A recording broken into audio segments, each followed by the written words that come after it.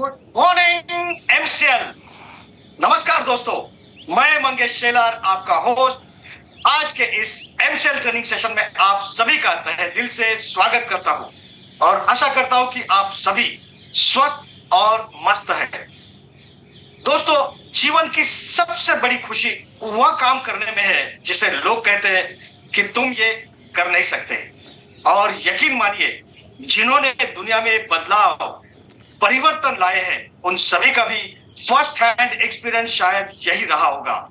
और आज एमसीएल और एमसीएल परिवार से जुड़े आप सभी जब इतने बड़े बदलाव की भाषा करते हैं तो दोस्तों, आप सभी को भी इस प्रकार का अनुभव कभी ना कभी आया ही होगा। दोस्तों, एमसीएल परिवार से जुड़े ज्यादातर लोग फर्स्ट जनरेशन एंटरप्रेन्योर है, जिनके पास न व्यवसाय का पूर्वानुभव है और ना ही फाइनेंशियल बैकअप। इसके बावजूद आप इस अननोन जोन में एमसीएल के मिशन को साकार करने के लिए अपनी जिंदगी दांव पर लगाने के लिए तैयार हो गए। इस धरती मां को बचाने के लिए आपने अपना सब कुछ समर्पित कर दिया। दोस्तों, हर बड़ी और सक्सेसफुल कंपनी में आप जैसे ही कुछ लोग होते हैं जिनकी बदौलत वह कंपनी बड़ी बनती है, कामयाब होती है और औरों के लिए एक इंस्पिरेशन का स्रोत बनती है। लेकिन एमसीएल एकमेव ऐसी कंपनी है जहां हर तहसील में ऐसे एक नहीं सैकड़ों जाबाज लोग मिलेंगे जो एमसीएल के कंधे से कंधा मिलाकर इस एमसीएल के मिशन को आगे बढ़ा रहे हैं। दोस्तों, एमसीएल ने आम आदमी के अंदर व्यावसायिक मानसिकता को रुझाने और उसे बढ़ाने में बहुत ही महत्वपूर्ण भूमिका निभाई है। व्यावसायिक मानसिकता विशेष रूप से सोचने, चुनौतियों का सामना करने और कठिन समय में सही निर्णय लेने की क्षमता को दर्शाता है। और मुझे बेहद गर्व महसूस होता है ये कहते हुए कि एमसीएल ने ऐसे हजारों व्यावसायिकों को तैयार किया है जो नवाचार को अपनाकर चुनौतियों का सामना करके नए नए अवसर ढूंढकर विकास की राह पर चल रहे हैं। और दोस्तों, यही है भविष्य। और इसी के जोर पर एमसीएल ने इस देश की इकोनॉमी को नेक्स्ट लेवल पर ले जाने की ठान ली है। भारत को फिर एक बार स्वर्णिम भारत बनाने की शपथ ली है। दोस्तों, मैं आप सभी के जज्बात, विश्वास और आपके अविरत मेहनत को सलाम करता हूं। तो चलिए आगे बढ़ते हैं और जानते हैं हमारे अगले सफर के बारे में आज के इस सेशन से, जो है revolution to make India great again episode 12। लेकिन इसके पहले चंद महत्वपूर्ण बातें आज के इस वेबिनार के बारे में। दोस्तों, यह वेबिनार एक टेलीविजन प्रसारण की तरह है जिसमें आप सभी मुझे देख और सुन सकते हैं, लेकिन मैं आपको देख नहीं सकता। आप सभी से यह नम्र निवेदन है कि कृपया अपना अपना इंटरनेट कनेक्शन चेक कर ले। अपने साथ एक पानी की बोतल, नोटपैड और पेन रखें। और एक जरूरी सूचना, दोस्तों, चैट बॉक्स में दी गई लिंक के ऊपर जाकर आपका फीडबैक हमारे साथ शेयर करना न भूलिएगा। तो चलिए आगे बढ़ते हैं हमारे एमसीएल के प्रोजेक्ट्स वीडियो के साथ।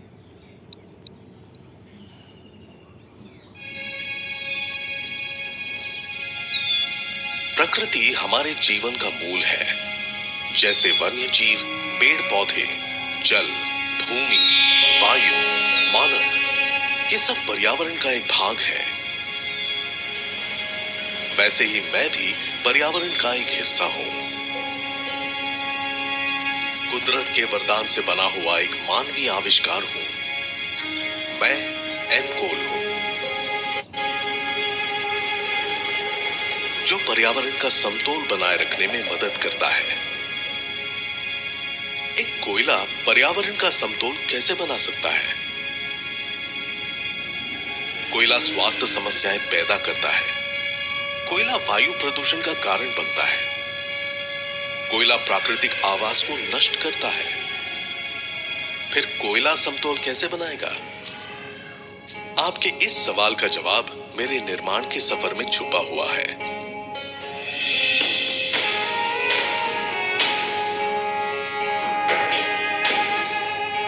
यह सफर ऊर्जा में संपूर्णता का है, किसानों में सशक्तिकरण का है, गांव में रोजगार निर्मित का है, देश की आर्थिक उन्नति का है। यह सफर पर्यावरण की रक्षा का है। मेरा यह सफर जैविक खेती से शुरू होता है।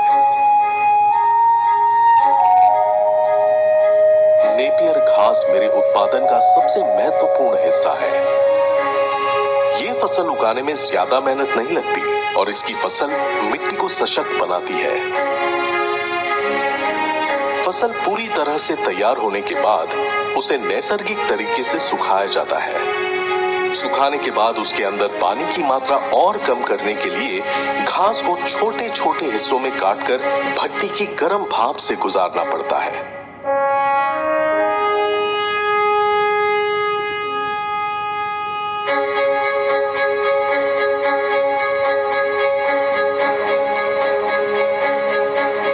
भट्टी में किसी भी तरह के ईंधन और लकड़ी का इस्तेमाल नहीं होता। उसमें मेरे ही अंश जलाए जाते हैं, जिससे कोई प्रदूषण नहीं होता।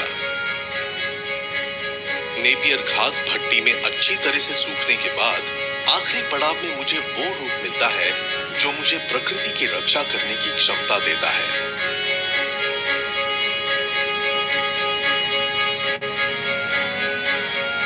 मैं अपने आप पर गर्व महसूस करता हूं कि मैं एक सामान्य कोयला और लकड़ी से बेहतर जलकर कम से कम राख उत्पन्न करता हूं, जिससे मैं पर्यावरण को प्रदूषण और मानव शरीर को हानिकारक बीमारियों से दूर रखता हूं। हाल ही में आईपीसीसी ने मानवता के लिए कोड रेड की घोषणा की है और इस चेतावनी को नजरअंदाज करना हमारी भूल होगी। प्रकृति की सुरक्षा और संरक्षण का साथ देना हमारी जिम्मेदारी है और इसी के लिए मेरा जन्म हुआ है। चलिए अपनी आने वाली पीढ़ी के लिए कुछ बेहतर करते हैं। एम-पोल का इस्तेमाल करके उन्नति की ओर एक कदम बढ़ाते हैं।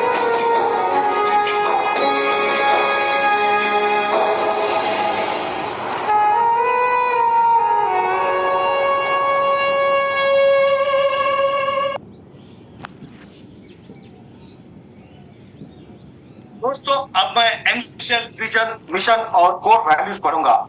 आप सभी से यह रिक्वेस्ट है कि आप इसे मेरे साथ दोहराएं, जिसके लिए आप सभी के सामने एक स्क्रीन शेयर की जाएगी। तो चलिए पढ़ते हैं एमसीएल के लिए शपथ। मैं Mangesh Shelar Mira Clean Fuels Limited का सदस्य हूं और अपने पूरे होशो हवास में हमारे संगठन के मिशन और विजन को हासिल करने में इसे सफलता दिलाने की शपथ लेता हूं। मैं एमसीएल के प्रत्येक सदस्य के साथ अपने परिवार के सदस्य की तरह व्यवहार करूंगा और एमसीएल में कभी भी किसी भी सदस्य के साथ उसकी जाति, धर्म, नस्ल, लिंग, संप्रदाय, बोली, शैली, मत और सामाजिक, आर्थिक तथा सांस्कृतिक अक्षमता के आधार पर भेदभाव नहीं करूंगा। मैं संगठन के मिशन को हासिल करने के लिए कड़ी मेहनत करूंगा और अपने संगठन को समृद्ध बनाऊंगा। मैं वादा करता हूं कि संगठन की संस्कृति की रक्षा करने के लिए सभी कर्तव्यों एवं जिम्मेदारियों को पूरी अखंडता, योग्यता और समर्पण के साथ पूरा करूंगा। मैं हमेशा एमसीएल के प्रमुख मूल्यों, नीति संहिता और आचार संहिता का पालन करूंगा।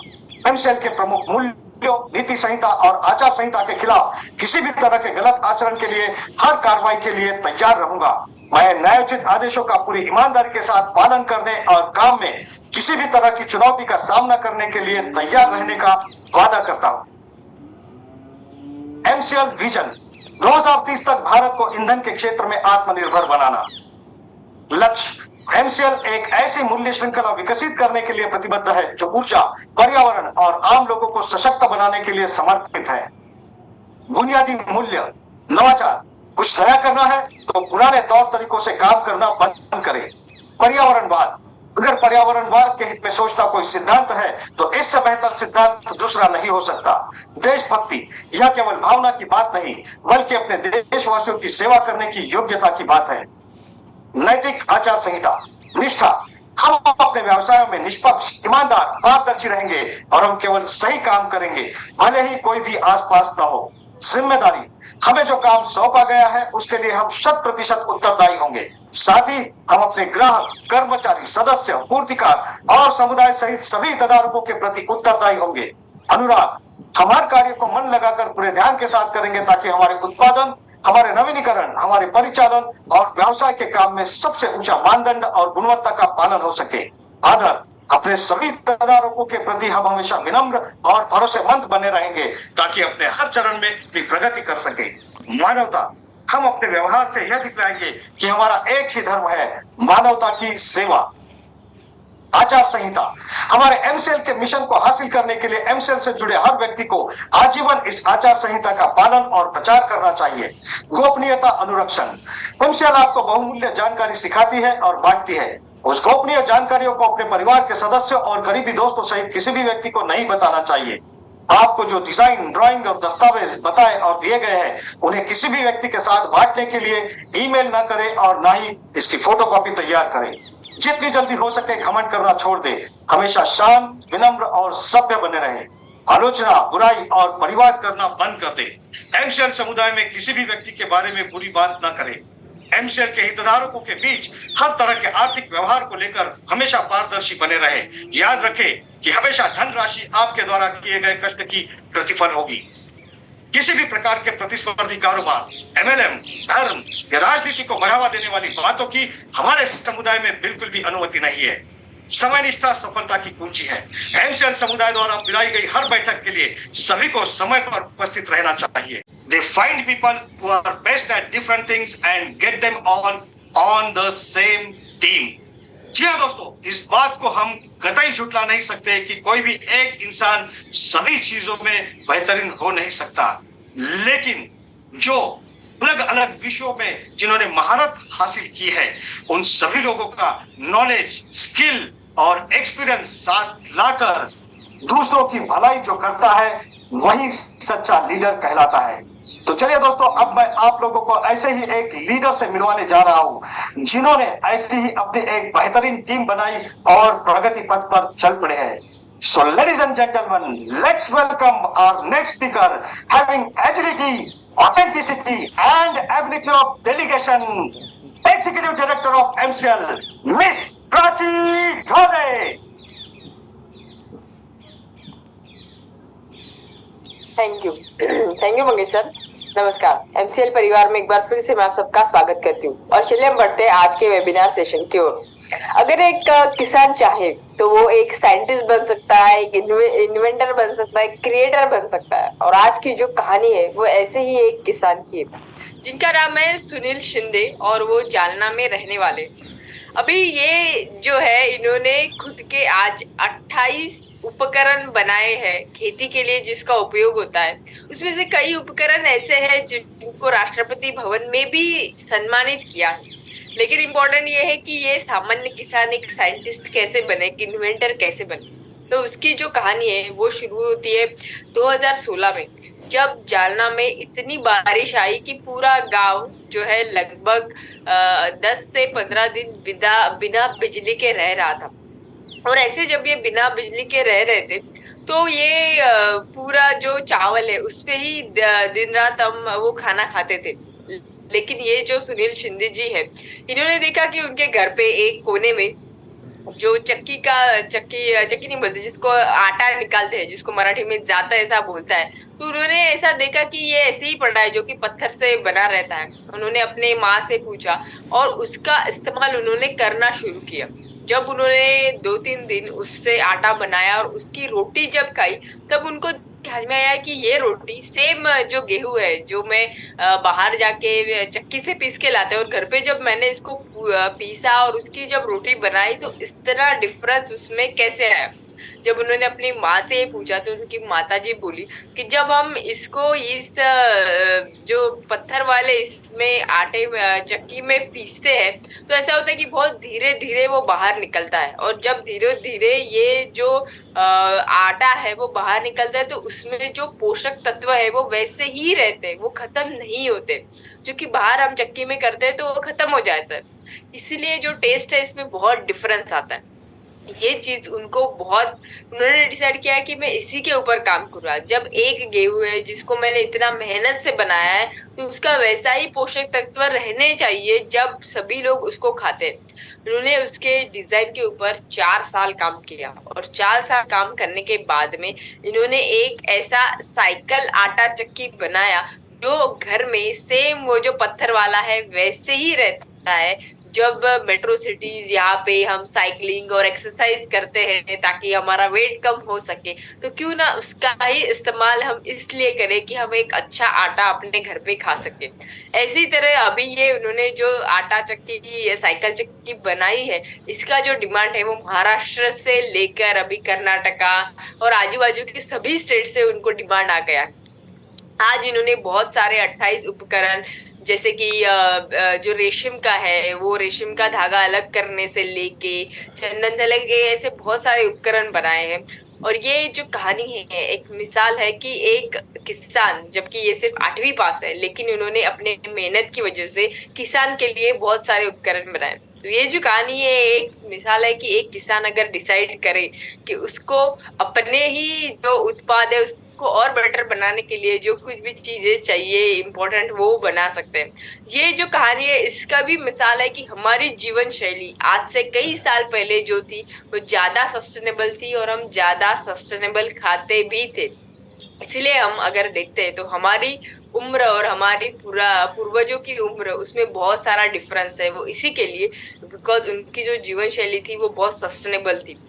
जब हम बोलते हैं कि एमसीएल हर एक गांव में, हर एक तालुका में हम इसी प्रकार से एक जीवन शैली तैयार करेंगे, उसका ही एग्जांपल है एम कैफे, जो हमारा ऑर्गेनिक फार्मिंग रहेगा, ऑर्गेनिक प्रोडक्ट्स रहेंगे, उसके लिए हम एक प्लेटफॉर्म तैयार करेंगे कि फिर से वो सस्टेनेबल जीवन शैली हमारे सबके जीवन में आ सके। तो चलिए बुलाते हैं अभी ऐसे इंसान को जो कि जीती जागती मिसाल है हम सबके सामने कि respective of your educational background, आपका एक्सपीरियंस, इम्पोर्टेंट ये है कि आप करना क्या चाहते हो। और अगर इस इंसान को आप कभी भी पूछे तो वो यही बोलेंगे कि मुझे फिर से भारत देश को number 1 economy in the world बनाना है। ऐसे हमारे एमसीएल के डायनामिक लीडर, हमारे एमसीएल के MD and CEO doctor Shyam sir. Thank you. Thank you madam. दोस्तों नमस्कार, मैं डॉक्टर श्याम घुलो फिर से एक बार आपका इस ट्रेनिंग सेशन में स्वागत कर रहा हूं। मैं आशा करता हूं कि आप सभी लोग स्वस्थ हैं और आप अपने साथ अपने परिवार का, यानी घर का परिवार और एमसीएल परिवार दोनों का ख्याल रखें। मैं ये भी उम्मीद करता हूं कि आप सभी लोग 1 घंटा बहुत अच्छी एक्सरसाइज कर रहे हो, अपने हार्ट, अपने लंग को मजबूत कर रहे हो और अपनी इम्यूनिटी को बढ़ा रहे हो। तो चलिए शुरुआत करते हैं आज के इस सेशन के साथ। दोस्तों, हम सबका मकसद है कि हमें हर तहसील को एक सुजलाम सुफलाम तहसील बनाना है, पूरी तरह से विकसित, हर चीज में आत्मनिर्भर ऐसा तहसील बनाना है।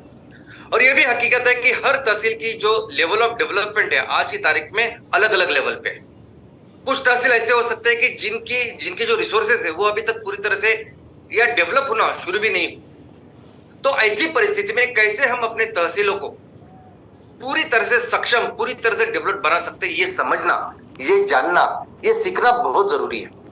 इनफैक्ट ये सीखना बहुत जरूरी है, ये समझना बहुत जरूरी है कि कैसे एक क्षेत्र जो बहुत पिछड़ा है, जो बुरी तरह से परिस्थिति में है, वो कैसे पूरी तरह से विकसित बन जाता है। और इसे ये कैसे हम सीखेंगे, ये कैसे हम समझेंगे। तो इतिहास एक ऐसी चीज है कि जो हमें बहुत सारी चीजें सिखाता है। तो इतिहास में कई सारे ऐसे उदाहरण है, घटनाएं हैं जो ये हमें बताती है कि कैसे एक पिछड़ा प्रदेश बहुत डेवलप्ड ऐसा प्रदेश बन सकता है। और आज ऐसा ही एक एग्जांपल मैं आपके सामने रखना चाहता हूं। दोस्तों, वो एग्जांपल है जापान का। जापान एक ऐसा देश है कि 1945 में दूसरा विश्व युद्ध जो खत्म हुआ वो जापान की बर्बादी के साथ खत्म हुआ। अमेरिका ने जापान के ऊपर हिरोशिमा, नागासाकी 2 शहरों के ऊपर अनुभव डाले, जिसकी वजह से जापान पूरी तरह से बर्बाद हो गया और जापान की कहानी शुरुआत हो गई। दोस्तों, जापान ने 1945 में जो शुरुआत की, इनफैक्ट हमारे साथ ही शुरुआत की, हमने भी 1947 में हम आजाद हुए, हमने शुरुआत की। लेकिन जापान आगे के सिर्फ 30 साल में दुनिया की विश्व की दूसरी सबसे बड़ी ऐसी इकोनॉमी बनी। आज की तारीख में भी अगर आप जापान की तरफ देखोगे तो दुनिया की तीसरी सबसे बड़ी इकोनॉमी है। पहले अमेरिका है, दूसरा चीन है और तीसरा जापान है। अमेरिका और चीन हमसे 3 गुना बड़े हैं, उनके रिसोर्स से 3 गुना ज्यादा है। लेकिन अगर जापान की बात करें तो जापान, हमारे पास जितनी जमीन है, जापान के पास सिर्फ 11% जमीन है। हमारे पास जितनी खेती है, जापान के पास सिर्फ 3% उतनी खेती है। जापान के पास 4.4 मिलियन हेक्टेयर इतनी जमीन है। हमारे पास 159.7 मिलियन हेक्टेयर यानी ऑलमोस्ट 160 मिलियन हेक्टेयर इतनी जमीन हमारे पास है। तो जापान के पास सिर्फ 3% खेती है जितनी हमारे पास है, हमसे कंपेयर करें तो। दूसरा, जापान में इतने सारे प्राकृतिक चैलेंजेस है, प्रॉब्लम्स है। आए दिन वहां भूकंप आते हैं, ज्वालामुखी होती है, सुनामी है, जो शब्द है वही से शुरुआत हुई है। ऐसे परिस्थिति में ये देश ऐसी स्थिति से निकल के जहां वो पूरी तरह से बर्बाद हुआ था और आज दुनिया की इतनी बड़ी इकोनॉमी बना है। और यही कारण है कि ये जो देश है, इस देश का जो विकास है, ये जो डेवलपमेंट है, आर्थिक विकास, इसे लोग आर्थिक विकास नहीं कहते, इसे कहते मिरेकल। पूरी दुनिया में जापान का एक जो ट्रांसफॉर्मेशन है वो कहा जाता है जापानीज इकोनॉमिक मिरेकल, कोडो गेज़ई शिचो।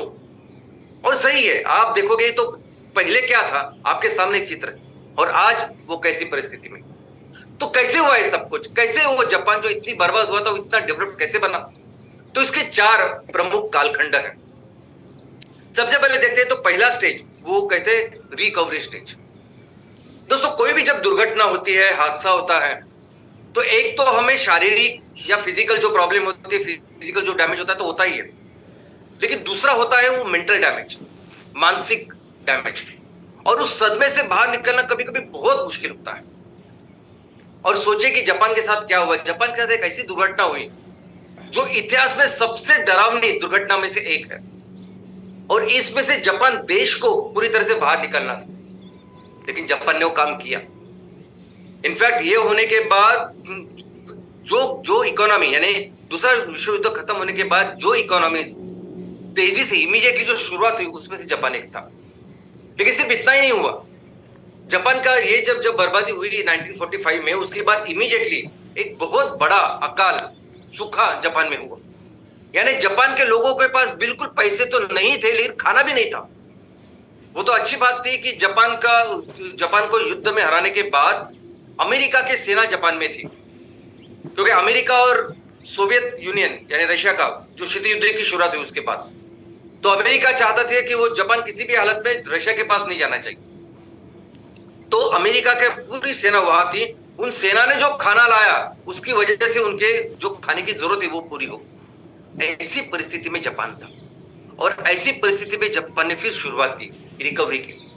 सबसे पहले सबसे महत्वपूर्ण चीज अगर किसी ने की होगी उस परिस्थिति में, तो वो थे एक मिनिस्ट्री, एक मंत्रालय, जिस मंत्रालय का नाम था ministry of international trade and industry, जिसे मिटी करके बोलते हैं वो। उसके जो प्रमुख थे मंत्री, उन्होंने बहुत इंपॉर्टेंट ऐसा काम किया। अभी सोचिए ऐसी परिस्थिति में आपका देश है, आपका प्रदेश है, जहां कुछ भी नहीं है, अभी ना किसी के पास पैसा ना कुछ है। इन्होंने पहला काम क्या किया कि मुझे अगर देश की प्रोडक्टिविटी बेहतर करनी है, देश की इकोनॉमी बेहतर करनी है, तो मुझे पहले लोगों को संभालना होगा। लोग ज्यादा से ज्यादा कैसे उत्पादन कर सकते हैं, लोग ज्यादा से ज्यादा कैसे उत्पादन में भाग ले सकते हैं, उसके ऊपर काम करना पड़ेगा। उसने किया, उन्होंने सभी लोगों को, सभी लेबर रिफॉर्म्स किए, कामगारों को लेके जितने भी कानून थे वो सब चेंज किए।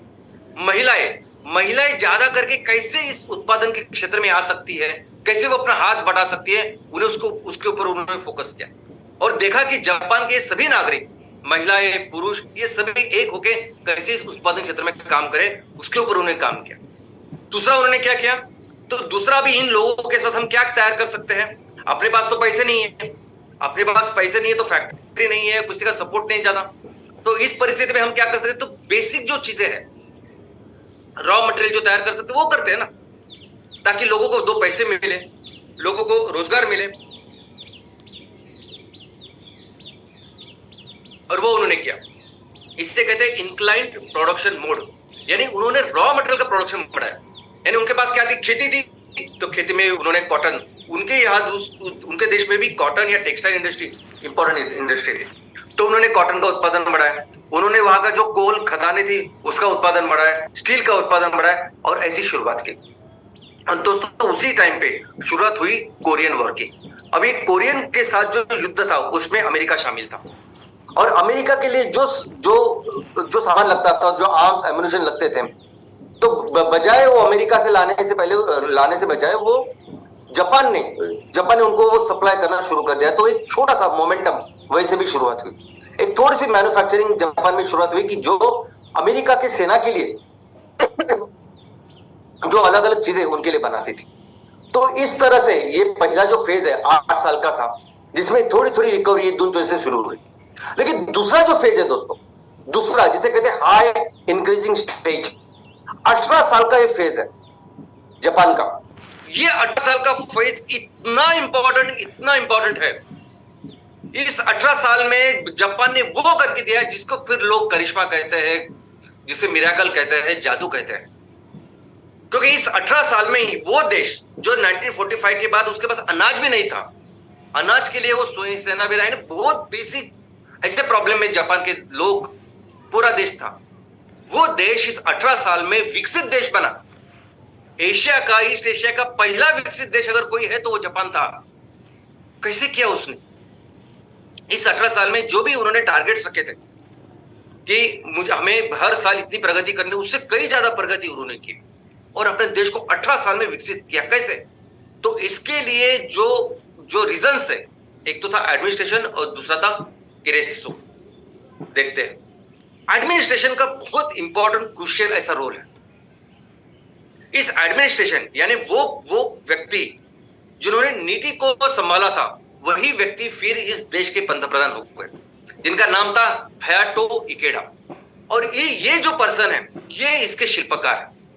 इनफैक्ट जितने भी इतिहासकार हैं, जितने भी लोगों ने इस जापान के इस पूरे मिरेकल के बारे में, इकोनॉमिक मिरेकल के बारे में जो लिखा है, आर्थिक जादू के बारे में जो लिखा है, वो सभी लोग लिखते हैं कि अगर एक सिंगल व्यक्ति इस पूरे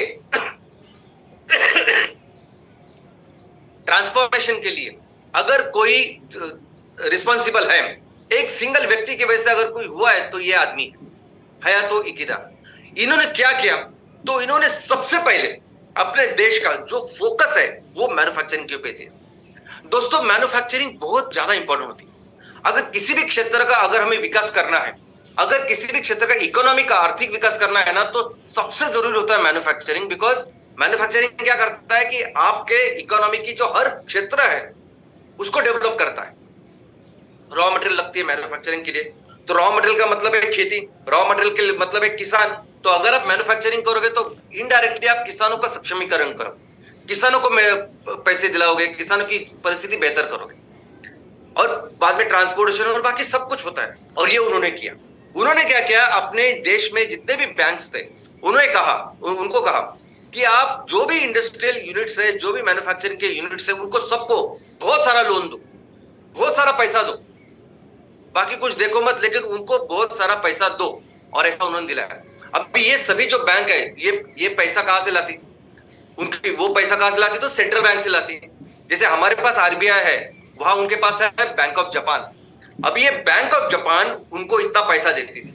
अब ये बैंक ऑफ जापान या आरबीआई हमारी, वो कहां से पैसा लाएगी? तो इंटरनेशनल मार्केट से। इनका सिर्फ एक ही फोकस था। क्या फोकस था? कि सबसे पहले तो जो भी बिजनेस करना चाहते, जो भी मैन्युफैक्चरिंग, उसको पूरा सपोर्ट करो, उसको बहुत सारा पैसा दो। हेवी लोन दिए उन्होंने। और जो भी पैसा उन्होंने दुनिया से लिया था, कर्जा करके लिया था, तो उनका पहला एक ही फोकस था कि कुछ भी करके हमें ईएमआई पे करना है, हमें ब्याज जो इंटरेस्ट है उनको जो चुकाना है वो पे करना है। बस हमें इससे ज्यादा प्रॉफिट नहीं कमाना। जो भी स्टेक होल्डर्स है इस बिजनेसेस में, उनको बहुत ज्यादा प्रॉफिट मिलना चाहिए, ज्यादा डिविडेंड मिलना चाहिए, इसके ऊपर उन्होंने ध्यान नहीं दिया। बस चलने चाहिए बिजनेसेस, बस इतना ही। लोग जो काम कर रहे हैं उनको अच्छा पगार मिलना चाहिए, वो इंपॉर्टेंट है। और वो बिजनेसेस आगे बढ़ने चाहिए, चलने चाहिए, बस इसके ऊपर उन्होंने ध्यान दिया। और वो उसका बहुत जबरदस्त परिणाम ऐसे हुआ। लोगों के पास जब पैसे आए तो लोगों की जो मूलभूत जरूरत है वो तो पूरी हो ही गई, लेकिन उसके आगे जाके उन्होंने खर्चा करना शुरू कर दिया रिक्रिएशन के ऊपर, ट्रांसपोर्टेशन के ऊपर, एंटरटेनमेंट के ऊपर, फर्नीचर के ऊपर, और बाकी ये जो दूसरी चीजें हैं, इसके साथ फिर इकोनॉमी का सर्वांगीण ऐसे विकास हो। जैसे हम कहते हैं कि अगर आप 1,000 रुपए खर्च करते हो तो उससे 9,000 की इकोनॉमी बढ़ सकती है। वैसे ही जापान में हुआ। सरकार ने पहले लोगों के जो आमदनी है उसके ऊपर ध्यान दिया, फिर लोगों ने इनडायरेक्टली इस सब चीजों को बढ़ाया और सर्वाइवल से लेके रिक्रिएशन तक पहुंचे। फिर उन्होंने क्या किया? फिर उन्होंने पूरा एक बार मैन्युफैक्चरिंग का बेस मजबूत करने के बाद उन्होंने पूरा फोकस किया एक्सपोर्ट के ऊपर। यानी जो भी एक्सपोर्ट करना चाहता था उसको जो भी चीज लगती थी वो उसको देते। सबसे इंपॉर्टेंट यानी उन्होंने इंफ्रास्ट्रक्चर के ऊपर पूरा फोकस किया, यानी रोड्स हो, रेल हो या बाकी कोई ट्रांसपोर्टेशन के साधन हो। और ऐसी परिस्थिति में देखो जापान की परिस्थिति है ना, जापान की जो ज्योग्राफी है वो बहुत डिफरेंट है। जापान में यानी हम बहुत भाग्यशाली है, वैसे जापान में नहीं है। जापान में हर तरीके का सोल्यूशन उसने निकाला और यही कारण है ट्रांसपोर्टेशन में अगर आप देखोगे ना तो सभी जो इन्वेंशन है वो जापान से आया है।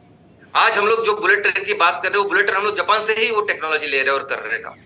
जो मोनोरेल आज हमारे देश में है वो मोनोरेल भी मुंबई से जो मुंबई में है वो जापान से ली हुई।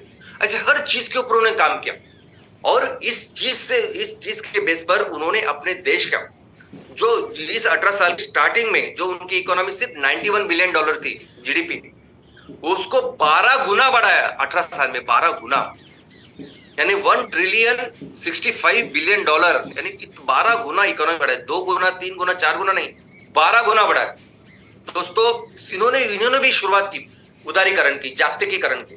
हमने भी शुरुआत की थी 1991 में, उदारीकरण, जागतिकीकरण, खासगीकरण जिसे एलपीजी कहते हैं। अभी इस उदारीकरण ने जब उन्होंने जापान में शुरुआत की तो लोग डर गए थे, उनके जो विरोधी पक्ष में थे या प्रेस थी, उनको लगा था अभी कैसे होगा, क्योंकि बड़ी बड़ी जो कंपनी आएगी या बड़े बड़े देश के लोग आएंगे, क्योंकि जापान बहुत छोटा सा देश है, तो क्या होगा हमारा। लेकिन उन्होंने पूरा फोकस किया अपनी एबिलिटी बेहतर करने के लिए, सर्वाइवल ऑफ द फिटेस्ट। बहुत अच्छा काम करो, मेहनत करो अपने प्रोडक्ट्स के ऊपर, बिजनेस के ऊपर और सर्वोत्तम बन। और उन्होंने किया। हमने भी वो करना चाहिए था लेकिन हम उसमें पीछे हो गए। उसके बाद फिर जो फेज आया, उसके बाद जो फेज था वो था 1973 से लेकर 1992 तक, वो था स्टेडी इंक्रीजिंग स्टेज। यानी इस 20 साल में बहुत फास्ट ग्रोथ नहीं हुई, वो कम थी, ग्रोथ हो रही थी लेकिन कम हो रही थी। क्यों? क्योंकि पूरी दुनिया के ऊपर एक दो बहुत गहरे ऐसे संकट हुए। लेकिन इस संकटों में इस संकट की वजह से बाकी दुनिया की कितनी सारी इकोनॉमी डूब गई या पीछे हो गई, लेकिन जापान फिर भी प्रगति कर रहा था। उसमें पहला संकट था फर्स्ट ऑयल शॉक 1973 में, यानी इजराइल का और अरब का युद्ध हुआ और अरब के देश जो थे वो सभी दुनिया को पूरा ऑयल सप्लाई कर रहे थे। तो फिर अरबों ने यह देखा कि उन्होंने ऐसा निर्णय लिया कि जो भी ऐसे देश जिन्होंने इजराइल की मदद की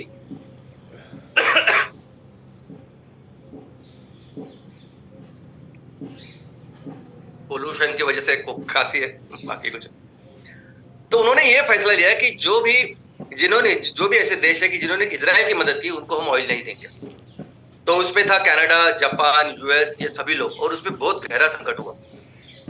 जो ऑयल उनको $3 पर बैरल मिलता था वो 4 गुना से भी ज्यादा बढ़ा, $13 पर बैरल हुआ और अमेरिका, कनाडा ये सब संकट में आ गए।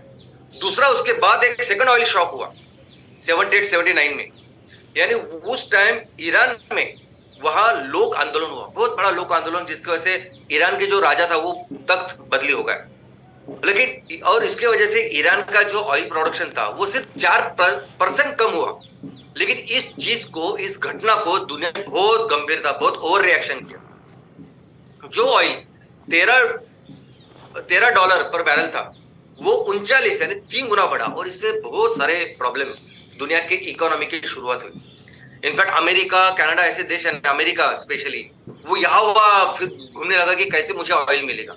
इसके बाद जो शुरुआत हुआ ईरान इराक की जो लड़ाई शुरुआत हुई, उसमें अमेरिका इसीलिए गया था क्योंकि ऑयल चाहिए, एनर्जी चाहिए, कहां से मिलेगी। लेकिन दोस्तों, जापान ने क्या किया ऐसी परिस्थिति में? बाकी के सभी देश ये देख रहे थे कि कैसे हम अभी अपना ऑयल का जो है उसको पूरा करेंगे, हमारी परिस्थिति को बेहतर करेंगे। लेकिन जापान ने अपनी टेक्नोलॉजी के ऊपर ध्यान दिया। जापान ने फिर ऐसा फोकस किया कि कैसे हम लोग ऐसी टेक्नोलॉजी बनाए कि जिसको एनर्जी कम लगे, टेक्नोलॉजी कॉन्सेंट्रेटिंग। और इसी की वजह से जापान की जो टेक्नोलॉजी अगर आप देखो तो बहुत एनर्जी एफिशिएंट होती है, बहुत बेहतर होती है बाकी के लोगों से। ये जापान की ये प्रगति देखकर इनकी जो विकास हो रहा था वो देख के जब अमेरिका गुस्सा हो गया, क्योंकि अमेरिका का जो ट्रेड था, जो उनका व्यापार था, इंपोर्ट एक्सपोर्ट, वो निगेटिव में था। वो ज्यादा इंपोर्ट करते थे तो अमेरिका ने ये डिसाइड किया कि कैसे मैं जापान का जो एक्सपोर्ट मुझे हो रहा है उसको कम करूं। तो उन्होंने एक प्लाजा अकॉर्ड यानी न्यूयॉर्क में एक प्लाजा अकॉर्ड करके एक करार किया, जिस करार में उन्होंने अपने जो अमेरिकन डॉलर है उसको डिवैल्यूएशन किया, और जिसकी वजह से जापान का जो बिजनेस है एक्सपोर्ट था अमेरिका को, वो उस पर बहुत गंभीर परिणाम बंद हुआ ऑलमोस्ट।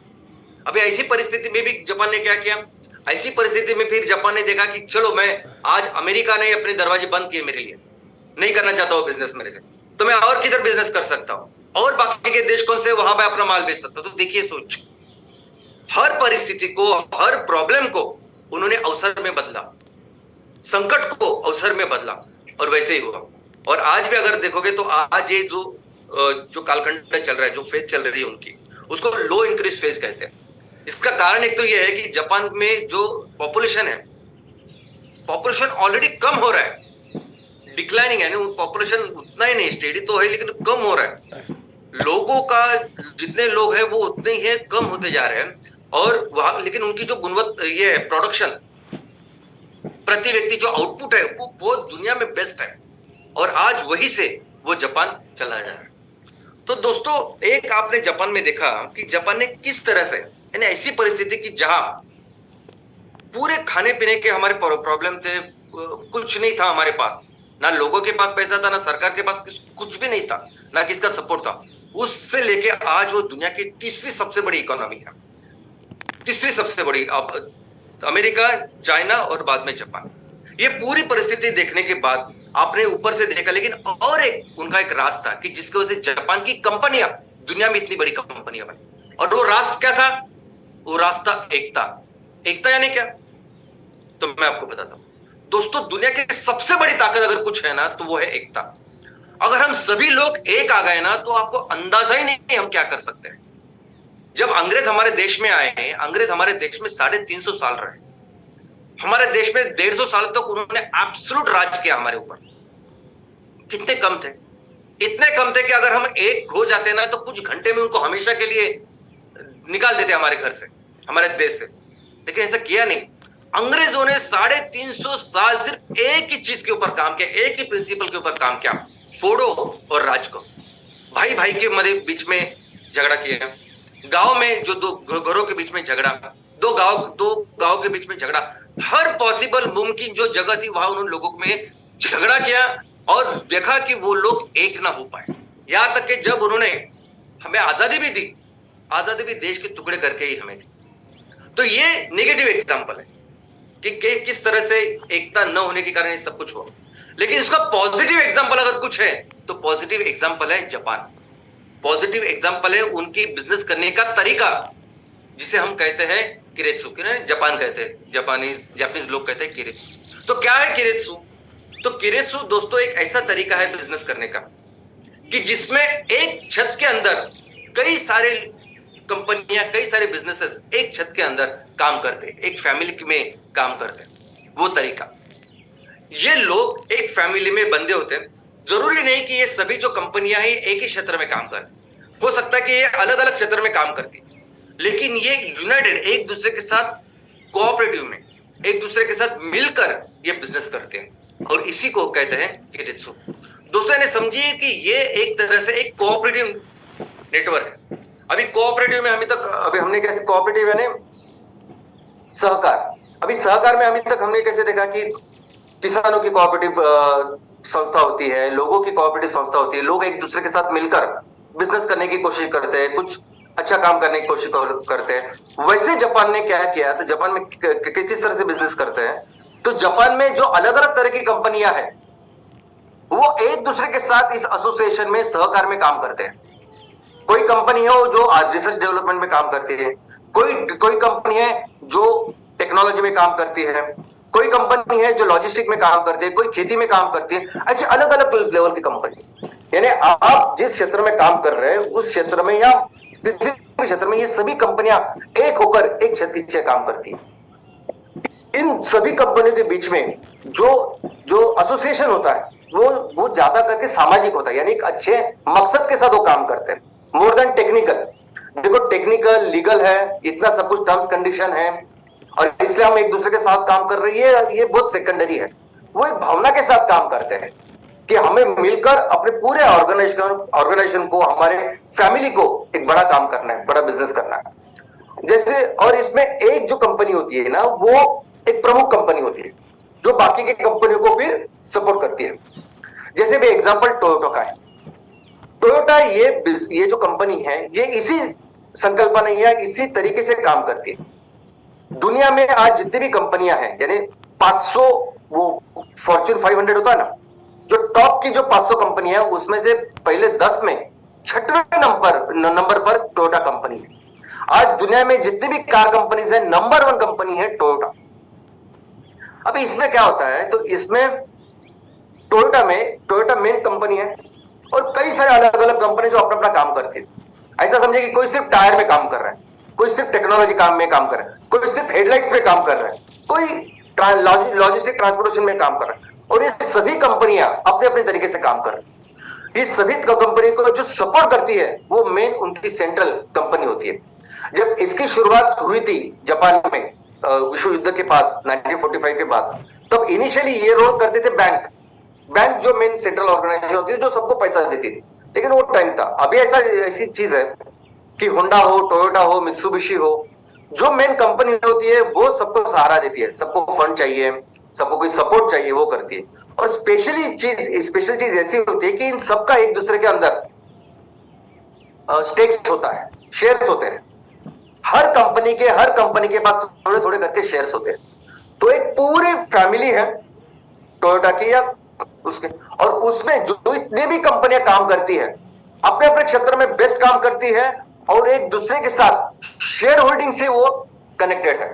यानी एक दूसरे के, सिर्फ बिजनेस तो कंपलसरी करते ही है, लेकिन एक दूसरे के शेयर्स भी उनके साथ होते हैं। और ये अलग होते हैं बिजनेस हाउसेस से। हमारे यहाँ जो बिजनेस हाउसेस है ना, जिन्हें हम कॉन्ग्लोमरेट कहते हैं, और कहते हैं कि रिलायंस बिजनेस हाउस, टाटा, अडानी, ये सब कुछ। अभी जैसे रिलायंस टाटा में जैसे समझे कि 50 कंपनियां इनकी, लेकिन इनका काम करने का तरीका अलग है। वो कैसे होते हैं काम, तो ये उनकी सब्सिडीज होती है या उनके बिजनेस हाउसेस में ये जो कंपनियां होती है उनमें कंट्रोलिंग स्टेक इनका होता है। अगर टाटा की 50 कंपनी है, रिलायंस की 50 कंपनी है, तो इस 50 कंपनी में पूरा कंट्रोल रिलायंस का है या टाटा का है, पूरे जो सबसे ज्यादा स्टेक इनके। वैसा नहीं होता इनका। तो कोई कंपनी इसमें, जापान में इस पद्धति में वो कंट्रोलिंग स्टेक होकर नहीं रखते, सिर्फ थोड़ा थोड़ा स्टेक रहता है कि बाबा हम एक दूसरे के साथ पार्टनर है, बस इतना ही। हर कंपनी अपने तरीके से इंडिपेंडेंट ऐसा काम करती है। दूसरा, ये एसोसिएशन या कंसोर्शियमशिप भी अलग है। एसोसिएशन यानी एक ही बिजनेस में काम करने वाली जो अनेक कंपनियां काम करती है ना, वो एसोसिएशन बनाती है। कपड़ा व्यापार एसोसिएशन, या अगर हमारे देश भारतीय जो लोग अगर अमेरिका में, इंग्लैंड में काम करते हैं तो उनका एक एसोसिएशन बनाते हैं, तो एक उद्देश्य के साथ काम करते हैं। लेकिन हर कोई अपना अपना अलग अलग बिजनेस करते हैं। ये नहीं, ये अलग है। इस किरेत्सु जो है उसमें वे एसोसिएशन जैसा काम नहीं करते, ये एक दूसरे के साथ ही काम करते हैं, ये सिर्फ मिलके काम नहीं करते। तो इनका एक दूसरे के साथ ही बिजनेस करती है, एक्सक्लूसिव। वो अपने फैमिली के बाहर बिजनेस ही नहीं करती किसी के साथ। जो भी माल तैयार करना होता है, जो भी रॉ मटेरियल लगता है, तो हमारे घर में जो भी कंपनियां हैं उनसे ही माल लेती। उनको जो माल बेचना होता है तो उनको बाहर जाने की जरूरत नहीं, वो अपने ही घर में, अपने ही इस फैमिली में माल बेचती है। उनको जब भी पैसे की जरूरत होती है, जब भी कोई सपोर्ट की जरूरत होती है, तो उनको इसी फैमिली से वो पैसा और सब कुछ मिलता है। और आप देख सकते हैं कि इस तरह से उनका एक शेयर होल्डिंग पैटर्न होता है। कंट्रोलिंग वगैरह उनके कुछ दिमाग में नहीं होता। इसके 2 टाइप्स है। सबसे पहले तो हॉरिजॉन्टल टाइप, यानी हॉरिजॉन्टल यानी एक ही लेवल पे बाकी सभी कंपनियां होती है जो अपना अपना काम करती है और कंट्रीब्यूट करती है। दूसरा जो तरीका है वो वर्टिकल, हिरार्कियल, यानी ऐसा समझे कि अगर टोयोटा कंपनी है, उसका जो सिर्फ व्हील तैयार करना है, व्हील में टायर वगैरह सब कुछ है, तो वो काम किया जाता है 50 सब कॉन्ट्रैक्ट यानी 50 वेंडर से। वो भी फैमिली का एक पार्ट है। कोई टायर बना रहा है, कोई उसका अंदर का व्हील बना रहा है, कोई बाकी कुछ बना रहा है। ये सब 50 लोग मिलके पहले क्या बनाएंगे, व्हील का काम, व्हील तैयार करेंगे और फिर वो व्हील आगे के लेवल पे जाएगा। यानी उधर एक हिरार्की होती है, सबकी अपनी पोजीशन होती है और वहां सब कॉन्ट्रैक्ट्स बहुत सारे होते हैं, सभी एक फैमिली में काम करते हैं। अब ये जो हिरार्कियल वर्टिकल रचना है या हॉरिजॉन्टल रचना है, ये सभी रचना जापान के सभी कंपनियों में है। आज की तारीख में होंडा से लेके निसान से लेके मित्सुबिशी, टोयोटा, ये सभी कंपनी इस तरीके से काम करते हैं। और ये सभी जो लोग हैं उनमें सिर्फ हॉरिजॉन्टल या वर्टिकल नहीं होता, ये तो कॉम्प्लेक्स मिक्स ऐसा होता है और इस तरीके से काम करते हैं। और उसके कई सारे एडवांटेज है दोस्तों। अभी देखिए, सबसे पहला एडवांटेज ये है ना कि इनमें बहुत जबरदस्त ऐसी फ्लेक्सिबिलिटी होती है। अभी समझिए, हम मिलके हमें एक बिजनेस करना है और उसमें 50 चीजें हैं जो हमें करनी है। अगर हम एक ही कंपनी 50 अलग अलग डिपार्टमेंट है, उसके हेड्स है, वो अपना अपना काम कर रहे हैं, वो बहुत डिफिकल्ट होता है। यानी आप रिसर्च को भी देखो, आप लॉजिस्टिक को भी देखो, आप रॉ मटेरियल को भी देखो, खेती को भी देखो, ये सब का डिफिकल्ट होता है। जापान में इस परिस्थिति में क्या होता है कि हर कंपनी अपना काम बेस्ट करती है, वो सिर्फ अपना ही काम करती है। अगर कोई नेपियर ग्रास की खेती में बेस्ट है तो वो बस नेपियर ग्रास की खेती में ही काम करेगा। नेपियर ग्रास के बीच में अगर कोई कंपनी काम करे तो बस वो वही काम करेगी। नेपियर ग्रास को निकाल के उसको फैक्ट्री तक लेके जाना, अगर कोई उसमें बेस्ट है तो बस वही काम करेगा। और क्या होता है कि वो उसमें बेस्ट होते हैं। तो जापान में जब भी कोई मार्केट में जो भी कोई डिमांड होती है, जो भी जरूरत होती है, जो भी, तो वो बेस्ट इमीडिएटली अपने आप को उसको चेंज करती है, फ्लेक्सिबल हो जाती है। डिमांड कम ज्यादा हुआ, प्रोडक्ट की जो चीजें है वो कम ज्यादा उनको लगती है, उनको अलग अलग चाहिए, तो इमीडिएटली वो फ्लेक्सिबल करते हैं, क्योंकि यहाँ हर कड़ी एक स्पेशलिस्ट से वो कंट्रोल करते हैं, वो करता है। दूसरा, उनका टाइमलाइन, प्रोडक्शन, उनकी शिपमेंट, जो भी काम वो बोलते हैं कि हमें ये इतना प्रोडक्शन चाहिए और ऐसा एक्सपोर्ट, वो एक कभी भी नहीं चुकते, 100% वो करते हैं। तीसरा, वो क्या करते हैं, एक दूसरे के साथ ये इंफॉर्मेशन शेयर करते हैं। तो बेहतर से, यानी कोई भी चीज है, कोई भी उस बिजनेस की जो कड़ी है, उसको कैसे बेहतर करना, प्रोडक्ट को कैसे बेहतर करना, कंटिन्यूसली उसके ऊपर काम करते रहते हैं। क्योंकि आपको अगर लॉजिस्टिक के ऊपर काम करना है, नेपियर घास से निकल के फैक्ट्री करना, तो बस आप उस पर ही काम करते हैं, दूसरा कोई काम नहीं करते। तो इसलिए बहुत बेहतर होता है ये काम बेस्ट करना। और इसीलिए जापान हमेशा रिसर्च और डेवलपमेंट में हमेशा यह कंपनी आगे होती है। किसी भी कंपनी को अगर आप देखोगे ना, इलेक्ट्रॉनिक्स की रहेगी, कार की रहेगी, वो हमेशा रिसर्च डेवलपमेंट में बहुत बहुत बेहतर होती है। और क्या होता है कि कोई भी कंपनी जब काम करती है ना, तो उसको कोई चिंता नहीं होती कि मुझे माल तैयार करके कहाँ बेचना है, मुझे रॉ मटेरियल कहाँ से मिलेगा, मुझे पैसा मिलेगा कि नहीं, मुझे अगर एक बिजनेस बढ़ाना है तो मुझे पैसा चाहिए। ये बाकी की कंपनी आप देखो ना, हमारे देश में भी, हमारे आजू बाजू जो भी कंपनी जब चालू होती है तो उनको अपना काम छोड़ के कई सारी चीजें होती है। मैं पैसे कहाँ से लाऊं, मैं मार्केटिंग कैसे करूं, मैं कहाँ माल बेचूं, मैं कैसे उसकी पैकेजिंग करूं, ये सब कुछ, ये चिंता उस गिरफ्त में नहीं होती। और सबसे इंपॉर्टेंट बात क्या है, सबसे इंपॉर्टेंट बात, यानी इस पूरे फैमिली में कई सारी छोटी छोटी कंपनियां होती है। जो कंपनी अगर अपनी खुद से काम करे तो कोई भी उसको टेक ओवर कर सकता है, कोई भी उनको आराम से हरा सकता है। लेकिन अगर आप टोयोटा के ग्रुप के हो, आप होंडा के ग्रुप के हो, मित्सुबिशी के हो, सोनी के हो, तो फिर आपको कोई हाथ नहीं लगाता। अभी देखिए, समझिए कि आज महिंद्रा कंपनी को आप एक पार्ट सप्लाई कर, तो आपको कॉन्ट्रैक्ट मिला है 1 साल का, और उस कॉन्ट्रैक्ट के जरिए आप अपना लोन भी ले, अपने काम कर रहे हैं, और 1 साल में जब आप एक काम कर रहे हो तो आपको देख के 10 कॉम्पिटिटर खड़े होते हैं, और फिर 1 साल के बाद आपको वो मिलेगा नहीं मिलेगा आपको पता नहीं। अब इस बायोफ्यूल में भी देखिए ना, बायोफ्यूल में भी हर चीज, हर शुक्रवार को कितनी सारी चीजें हम आपको बताते हैं, सिखाते हैं, पढ़ाते हैं। इनफैक्ट ये बायो सीएनजी है, ये बायोकोल है, इस चीज के बारे में कितना कुछ पढ़ा है हम लोगों को। कभी कभी लोगों को लगता है कि ये तो मैं भी कर लूंगा, ये बायो सीएनजी तो मैं भी कर लूंगा, बायोकोल मैं भी कर सकता हूँ, ये सब कुछ। मोमेंट आप जाओगे, ये सेक्टर ऐसा है, इसमें बहुत बड़े शार्क है। आप जब एक अकेले बाहर करने की कोशिश करोगे, इमीडिएटली ये कंपनियां, कोई भी कंपनी है वो आप देखोगे सामने ये कर। लेकिन जब आप एक साथ एक बड़े फैमिली का हिस्सा होते हैं एमसीएल, तो हम उस शार्क से भी बहुत बड़े शार्क हो सकते हैं और होंगे। तो ये एडवांटेजेस है, डिसएडवांटेजेस भी कुछ है, जैसे हमें सभी कंपनी को संभालना पड़ता है। अभी एमसीएल में हम कितने सारी कंपनी को संभाल रहे हैं, कई सारे कंपनियों के रेंट हो या इलेक्ट्रिसिटी हो, सब कुछ संभाल, लेकिन वो ठीक है, वो चलता है। उससे हमें भले ही थोड़ा सा कॉस्ट बढ़ रहा है, प्रॉफिट कम हो रहा है, लेकिन वो ठीक है, वो चलता है, लॉन्ग टर्म में वो बेहतर है। लिबर्टी, लोग बोलते हैं कि जो कंपनियां होती उनको लिबर्टी नहीं होती बिजनेस करने की, लेकिन मुझे लगता है कि वो सेक्टर के ऊपर डिपेंडेंट है। इतने लार्ज सेक्टर में अगर आप काम करें तो लिबर्टी की जरूरत ही नहीं, उल्टा सिक्योरिटी चाहिए। तीसरा, मिस एलोकेशन ऑफ रिसोर्सेस, कभी कभी क्या होता है कि कोई कंपनी बहुत अच्छा काम करती है, उनको भी उतना रिसोर्सेज देते हैं, और कोई कंपनी जो बिल्कुल अच्छा काम नहीं करती कुछ लोग, तो उनको भी देना पड़ता है। तो ठीक है, सभी अपने भाई बहन है, सभी अपने बच्चे अगर है तो अपने फैमिली में हमको सबको संभालना पड़ता है। तो ये मुझे डिसएडवांटेज बिल्कुल ही नहीं लगता है। तो दोस्तों ये परिस्थिति अगर अभी आपने देखा, एक ऊपर से भी देखा कि जापान ने किस तरह से ऐसी परिस्थिति जहां उनके खाने के प्रॉब्लम थे, उसमें अभी दुनिया की तीसरी नंबर की बेस्ट इकोनॉमी है। और आपने कंपनियों के भी देखा, कंपनियां किस तरीके से बिजनेस करती है, और दुनिया की सर्वश्रेष्ठ कंपनियां ही हर चीज में जहां जीत जाती है, और पूरे बिजनेस पूरी दुनिया में धंधा कर रही है, बिजनेस कर रही है। और वो देश, वो जापान, जिसके पास जितनी जमीन है वो हमसे सिर्फ 11% इतनी जमीन है। हमारे पास जितनी खेती है ना, वो 3% खेती उस जापान के पास है। हमारा देश ऐसा है ना, हमारा देश यानी हमारे देश को जैसे कुदरत ने अपने हाथों से बनाया, ये हिमालय, ये नदियां, इतना सुंदर अपना देश है। और वो जापान है कि जो आए दिन हजारों सालों से हर दिन उसको पता नहीं कि अभी कौन सा भूकंप आएगा, क्या कौन सी सुनामी होगी, क्या ज्वालामुखी होगी।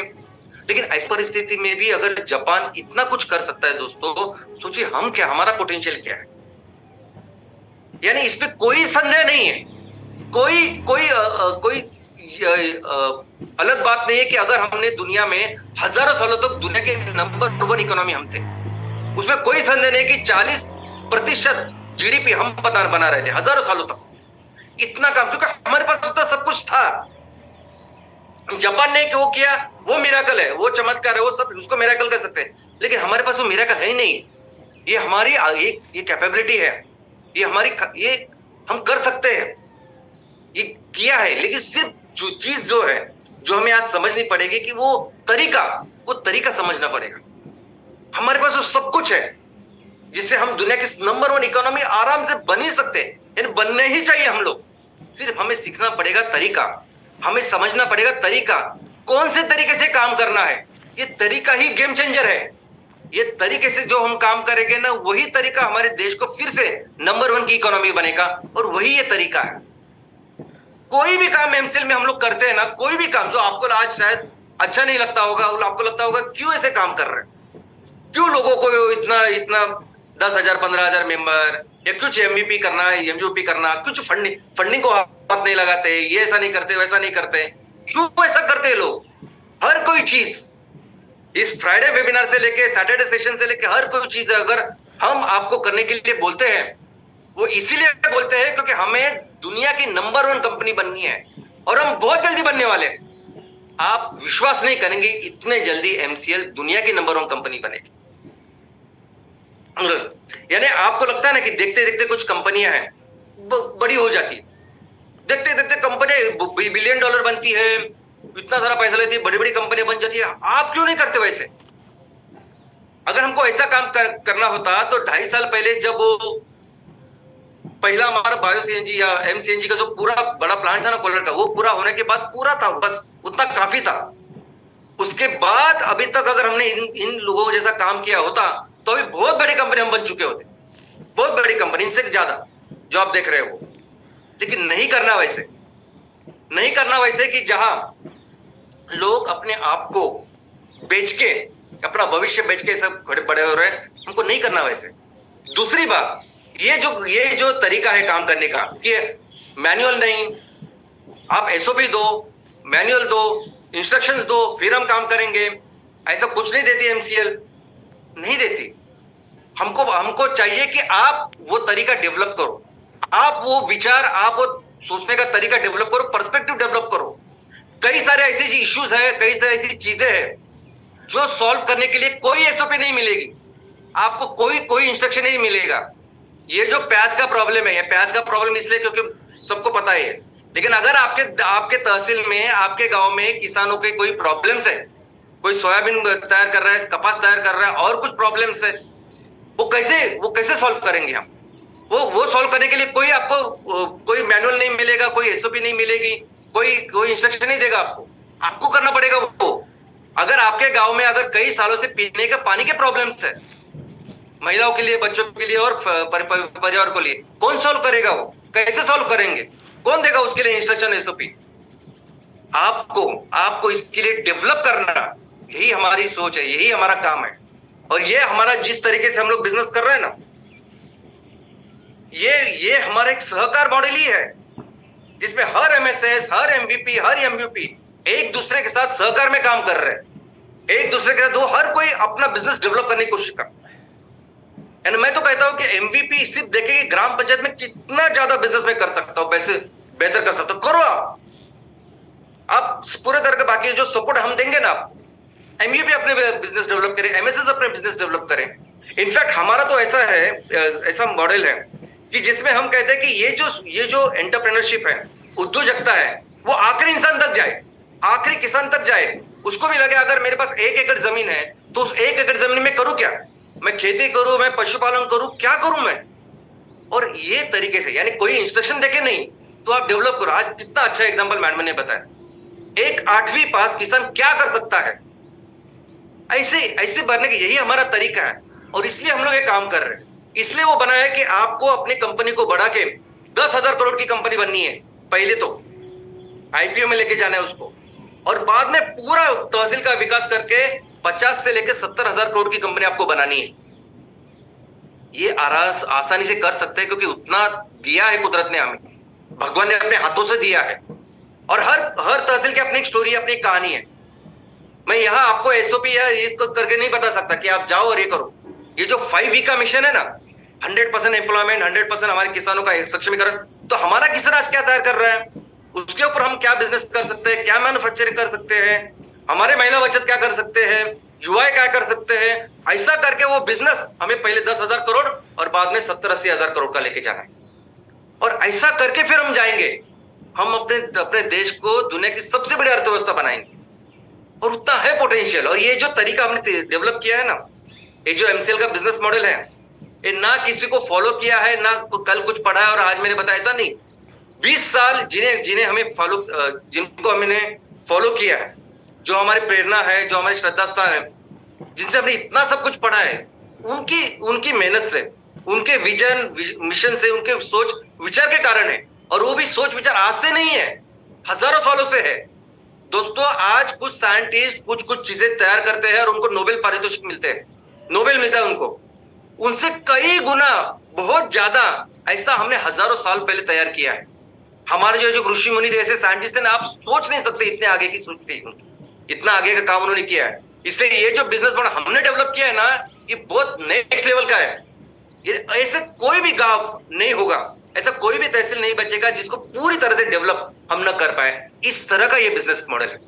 और बहुत जल्दी इस बिजनेस मॉडल का उपयोग करके हम एमसीएल को दुनिया की नंबर 1 कंपनी बनाने वाले, और मिलकर हम अपने देश को फिर से दुनिया की सबसे बड़ी, सबसे महान ऐसा देश बनने वाले। धन्यवाद।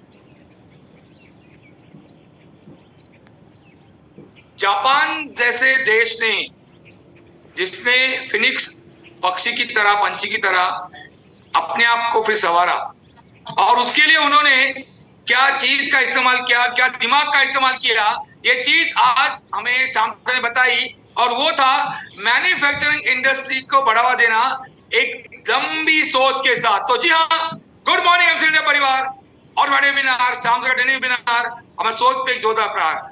तो हम एमसीएल आज गांव-गांव, तहसील में मैन्युफैक्चरिंग को बढ़ा दे रहे हैं। एमबीपी हो, एमएसएस हो, तो हम सबको आह्वान करते हैं, जब हम लोग उत्पाद क्षेत्र में घुसते हैं, छिलते हैं, एंट्री करते हैं, तो उसमें चैलेंजेस होते हैं, और चैलेंजेस को पार करके हम जब आगे बढ़े तो देश बनता है। तो जापान की आज की स्टोरी हमें उस तरफ लेके जाती है। और जी हाँ, शिंदे सर की स्टोरी जो हमें प्राचार्य ने बताई, तो देखिए एक सोच इंसान को कहां से कहां ले जा सकती है। तो सबको आह्वान करता हूं कि अपनी सोच को ये स्लाइड में लिखे थॉट की तरह पक्का रखिए। We together shall make India great again.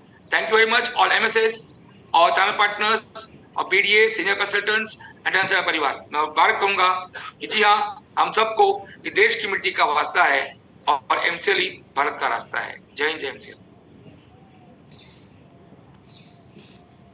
Thank you very much doctor Ramesh sir. And दोस्तों, मैं फिर एक बार आप सभी लोगों को आह्वान करना चाहूंगा कि चैट बॉक्स में जो लिंक आप लोगों के साथ में शेयर की गई है, प्लीज उस लिंक के ऊपर जाइएगा और आपका वैल्यूएबल फीडबैक हमारे साथ जरूर शेयर कीजिएगा। दोस्तों मैं यहाँ पर शुक्रिया अदा करना चाहूंगा प्राची मैडम का, जिन्होंने आज फिर एक बार एक ऐसी कहानी सुनाई। एक किसान जो ज्यादा पढ़ा लिखा नहीं है, लेकिन फिर भी उसने किस प्रकार से अपने बुद्धिमत्ता का, अपने अनुभव का उपयोग करके किस प्रकार से किसानों की जिंदगी और आसान करने के नए नए तरीके खोज निकाले। Thank you very much Prachi madam. चलिए दोस्तों आगे बढ़ते हैं, और हम यहाँ पर शुक्रिया अदा करते हैं उस विजनरी लीडर का, जिन्होंने 20 साल पहले यह सपना देखा और पिछले 20 सालों से वो इस सपने के ऊपर काम कर रहे हैं। और किस तरीके से जब हम ये बड़े बड़े आंकड़े सोचते हैं, सुनते हैं कि हम हमारे तालुका की इकोनॉमी को इतना यहां तक लेकर जाएंगे, दोस्तों ये सब कुछ आसान है। और उस आसान करने के लिए जो तरीका है, वो तरीका आज हमें श्याम सर ने फिर एक बार बहुत ही सहज पद्धति से समझाया है। So thank you very much. मैं संपूर्ण एमसीएल परिवार की ओर से हमारे श्याम सर का यहाँ पर शुक्रिया अदा करना चाहूंगा। साथ ही साथ दोस्तों, मैं आप सभी, हमारे सारे प्राइम नेशनल सस्टेनेबिलिटी कंसल्टेंट, हमारे सारे एमएसएस, हमारे सारे बीडीएस, हमारे सारे एमवीपी, हमारे सारे होने वाले सारे एमवीपीज और हमारे सारे जो स्टेक होल्डर्स है, हमारे इस परिवार का हिस्सा है।